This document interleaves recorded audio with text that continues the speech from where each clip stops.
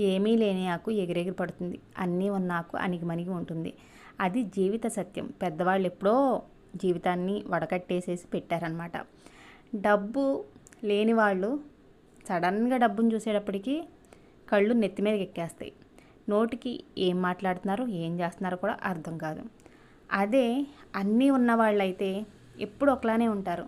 వాళ్ళ మనస్తత్వం కూడా ఎప్పుడూ ఒకలానే ఉంటుంది. వాళ్ళ దగ్గర ఈరోజు రూపాయి లేకపోయినా సరే వాళ్ళు ఎప్పుడూ కూడా రాజులాగా రాణిలానే బతుకుతారు. వాళ్ళది నైజం అలాంటిది. ఎందుకంటే డబ్బు అనేది ఎవ్వరికి శాశ్వతంగా ఎవ్వరికీ ఉండదు. అసలు ఏమీ లేని వాళ్ళకి సడన్గా డబ్బు వచ్చినప్పుడు వాళ్ళకి వచ్చే కొమ్మలు మనం చూడలేము.